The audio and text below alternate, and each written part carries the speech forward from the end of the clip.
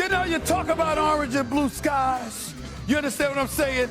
I know you were doubting that you would go see what you saw from the New York Knicks, but I know you saw it because I was there watching it just like everybody else. And it's a special edition of First Take in the House. My man Big Perk is on the screen looking like a damn politician, okay? And look who your brother rode in the house to bring to the house. Yes, Native New Yorker himself. What's going on, baby? My man Cameron in the house, y'all. First time on First Take. Sir. He says he's ready. You ready? Absolutely. Are you sure? Absolutely. Are you positive? Absolutely. Because you know Perk ain't gonna have no video on you, right? You know that, right? Listen, Perk, my man, but I got some things to talk to both of y'all about. Yeah, absolutely do. Yeah. Damn. Yeah. Maybe he has been on First Take before. Yeah. Let's do it. That's real. Let's do it. These two teams so familiar with each other. Game one. This half-court offense so efficient for the Knicks. Jalen Brunson ends the first half with a bang. 27 points through two. New York continuing with the momentum. It is a tough team to slow down right now. It's all about the Knicks winning. That's all it's about. The New York Knicks take a 1-0 lead. Good morning, hello, and welcome to First Take, everyone. Cameron, thanks for being with us today. Pleasure to meet you. Hello, making his First Take debut. Good Shay. morning, Stephen A. No blue or orange. We're going magenta, huh? No. We're not going to get too excited after one game. I'm excited to have my man Cameron. Big Perk, let me tell you something right now, man. I promised this brother I was going to bring him on from last year. I'm about a damn year late. I'm about a damn year late to the party. But from the is what it is, Pac, I mean, this brother's doing some big things. You know, a New York native, you know, this is about orange and blue skies. At least it better be, damn it. He better not go against us. But I'm happy to have him on the show, Big Perk. I know he's your boy. Yeah, Cam is my boy, and I'm going to say this. I mean, he did come, you know, he did come on here making a fashion statement today. I got to give him his props on this suit game today. I got to give you props on your suit game today. Thank you very much. Yeah, I like it. Yeah. I like Damn, it. I thought you were talking about me. I thought you were talking about me. Everyone is tired from the Met Gala last night. All right, let's get to the Knicks. Here we go, guys. The Knicks needed to take advantage of the extra rest, considering they were the only Eastern Conference team not to go 7 games. They did just that, absolutely destroying the 76ers by 39 points. It was never really close. New York had a 20-plus advantage at halftime, never looked back. Jalen Brunson had 35 points, 27 in the first half alone. Here was Brunson after the win. Honestly, you got to take this game with a grain of salt and just kind of move forward. And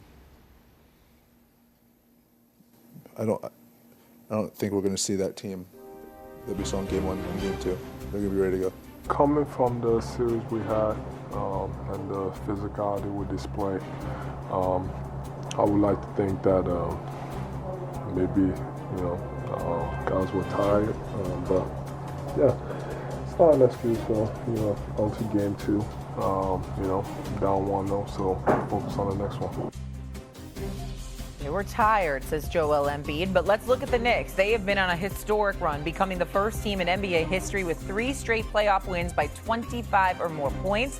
They've also outscored their opponents by 119 points in their last 3 games. That's the largest points per game differential in a 3-game span in NBA playoff history, largest in any 3 games in Knicks history, especially. Most encouraging thing we saw last night in the win.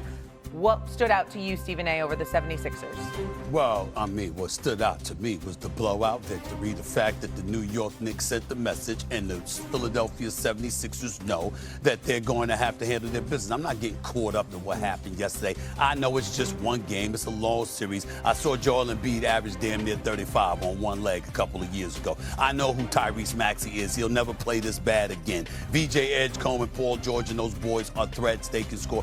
They were absolutely positively exhausted. I'm not going to get caught up in one game. But the point is, when a team is tired, when they're ailing for whatever reason, you are supposed to put your foot on their neck and handle your business when you are a title contender. That is the message that the New York Knicks sent last night. I'm good with it. Go ahead, Ken. Look, everything you just said is correct. I think that the Knicks bench is what look, everybody on the Knicks bench scored. You had 9 players on the Knicks bench scored. You got a great bench. Deuce McBride. Shannon is even good. Clarkson, former 6 man of the year. Mitchell. The Knicks look scary the last 2 games. And with all that being said, I still don't trust the Knicks. What? I don't trust the Knicks. What do you mean you don't trust? I'll deal with you in a minute. Let me talk to Big Perk. Big Perk, I've seen this movie before. I'm not falling for the banana and tailpipe. Pause. We'll start there. I don't know if you're even old enough to understand some of the things I'm about to say. I don't know if you're familiar with Louis Orr.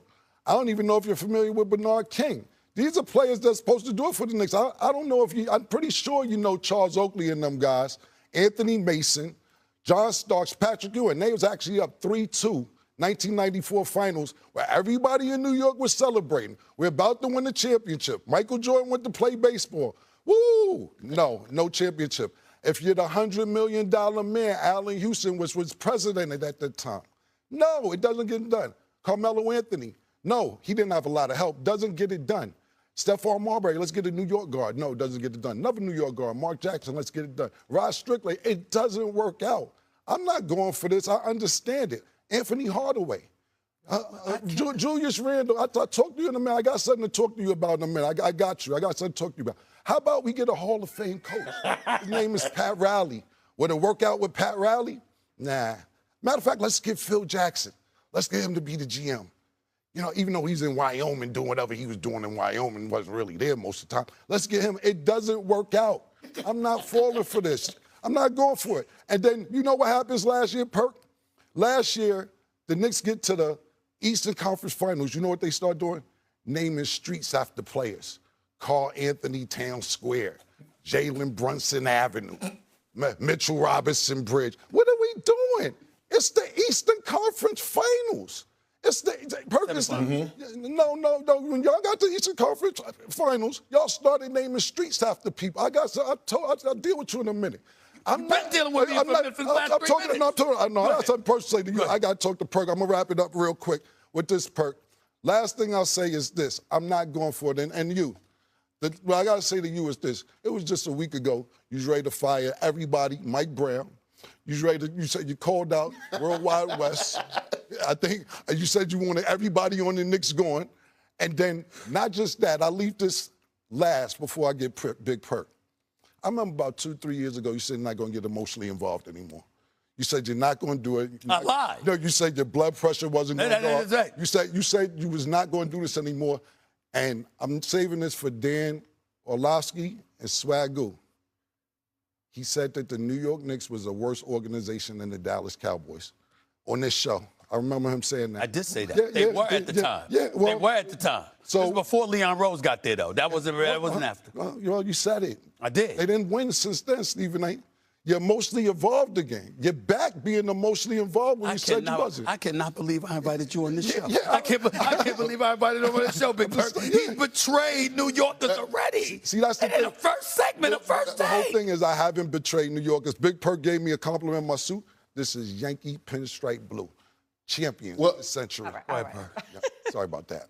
Well, look, now listen, Cam. I love the energy. I love the honesty because the Knicks fan base is a bit entitled and delusional.